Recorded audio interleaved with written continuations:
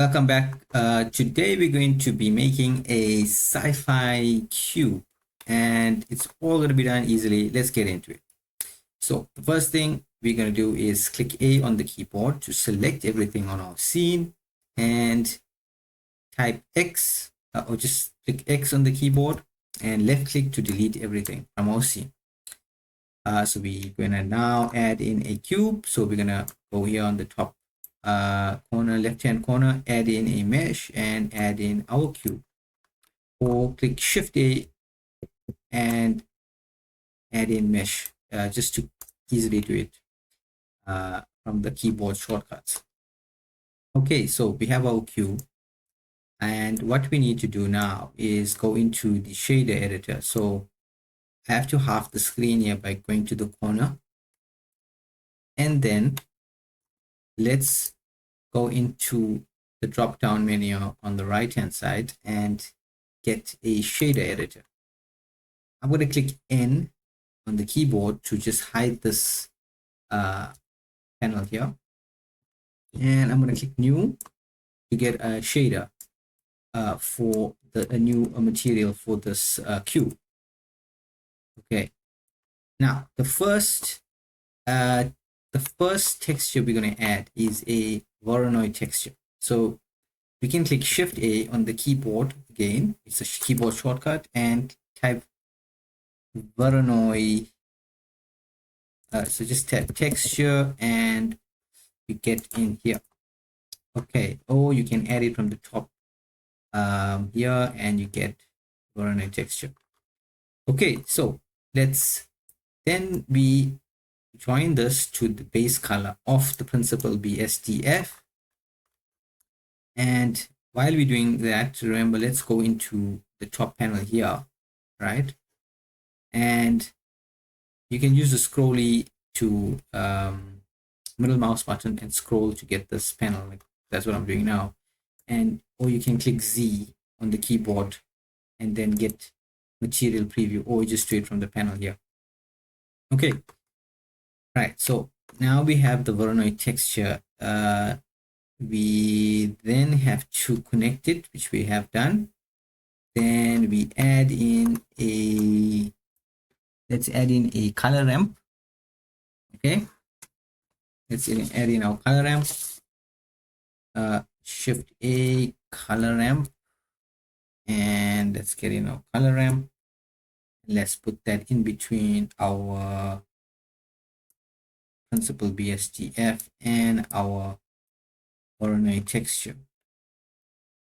We have our color ramp, so let's change this to constant, and let's move this right about here. Okay, and now let's go into our Voronoi texture node. Okay, and let's get that into 4D, and let's change this to Chevy Chev, I think. Sorry, Chevy Chev. Okay, so now as you can see, we are getting our cube on a cube effect. All right, so let's add another Voronoi texture, and we're going to duplicate this Voronoi texture by clicking Shift D, and let's connect that to the vector. And if you do that, you have your sci-fi cube, as you can see. The next thing we're going to do is add in the node wrangler, which is just an automatic way to add these two nodes. If you don't have it, you go into edit, preferences, and node wrangler, and that's how you get it. You just add it. Very useful tool, so make sure you add it. And now what we can do is add in another color ramp. So just duplicate it by saying Shift D and then duplicating that.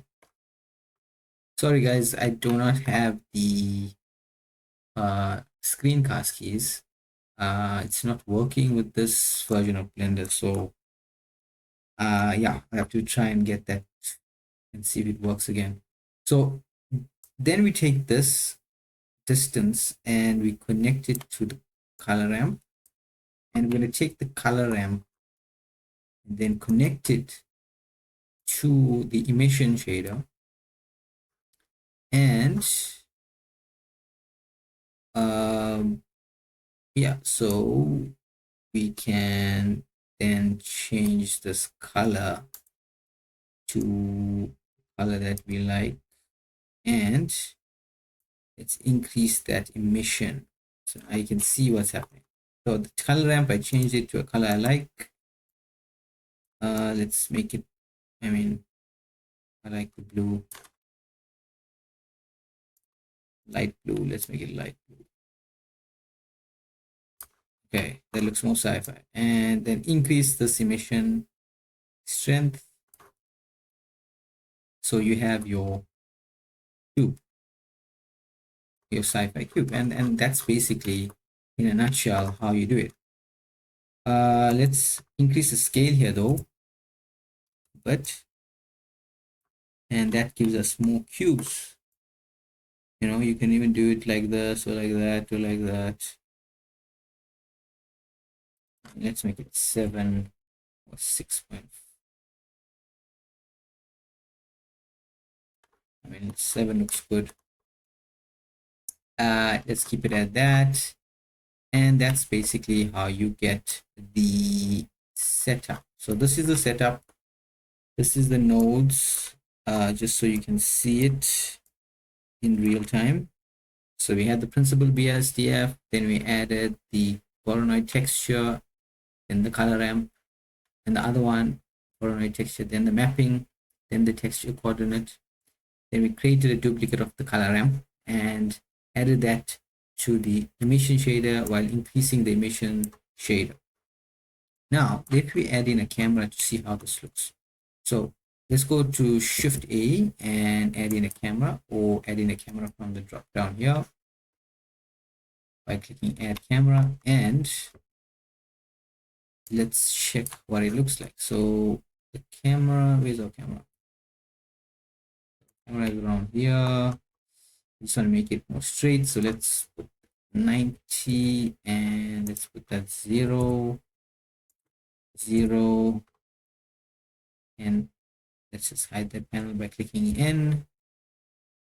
And now our camera is kind of straight, so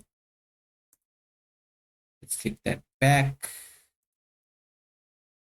Let's play more but higher, so let's there, and I want to make the camera to view, so I'm going to click N again to open up this panel, and then I'm going to click camera to view, then I'm going to click N again, and I'm going to click 0 on the keypad to get into the camera mode.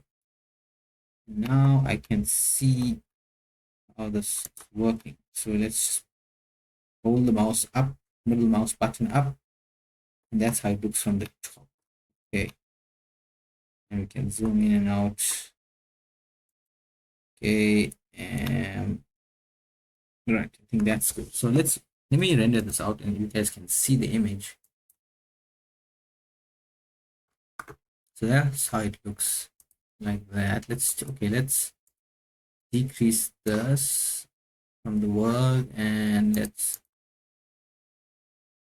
okay. So it is some sort of a glow, but we need to make it more glow, and in order to add the glow, we need to add in a bloom. So now the bloom is located here in our compositor, right? That's the new Blender. They changed it from the old one, and they now made it into the compositor. So we're going to click use nodes, and we're going to get in a glare node by clicking Shift A and then glare, typing glare just to get that. And we're going to click bloom, and that's where the bloom is located. Okay, and backdrop, yep, we need to get a viewer editor. So Shift A again, add in a viewer, and the viewer is going to be there, and now you can see the bloom working. That's how it looks. If you render this, it's going to be a bit bright, so that's not good. Let's decrease this maybe, and let's increase this. No, let's decrease.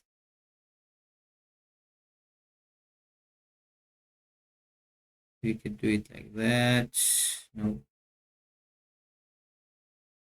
Oh, 0. It's a step. Increase the step.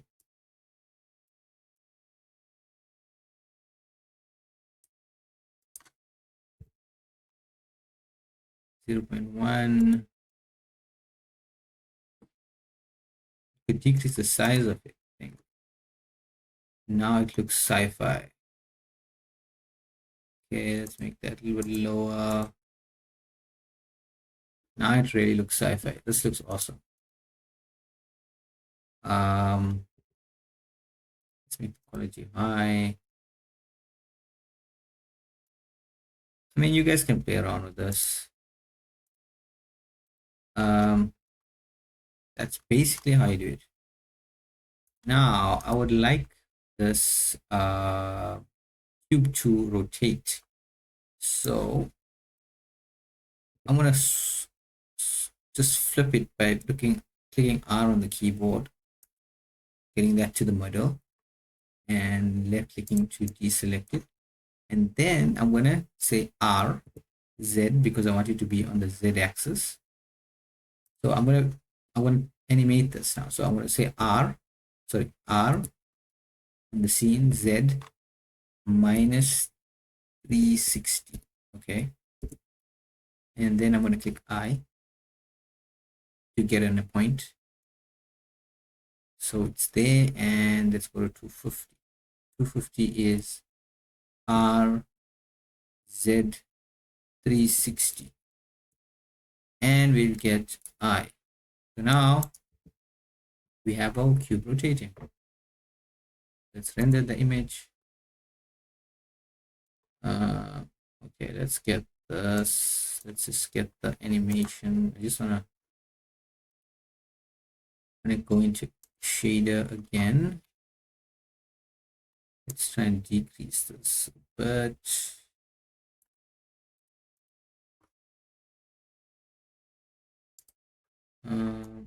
make it a bit lower. Let's see. Okay, then let's go back into the compositor.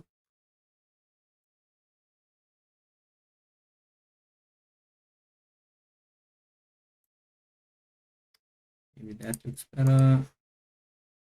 Yeah, that looks awesome. I think that looks better. So you can play around with those features, and yeah, so we got our animation. Looks cool. There's one thing, and the final thing to do is, as you can see, this is going slowly and then it's going fast. So we don't want that. We want it to be at a constant speed, so the animation looks good. So what we can do is we can go into the graph editor, go into objects, go into the Z location.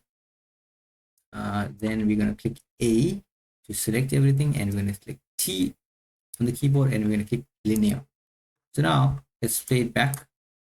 As you can see, it's playing at a constant speed and it's going to loop. So it's not just going slowly and then fast, it's going at a constant speed.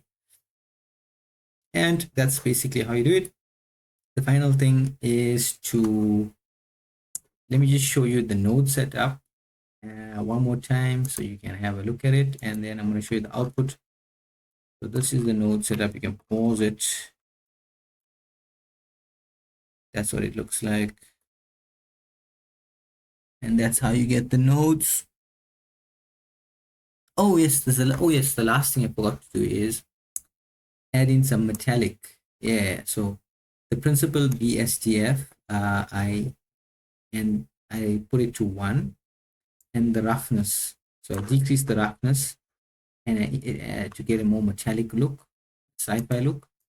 And let's see how it looks now. Oh yeah, so it looks much better now.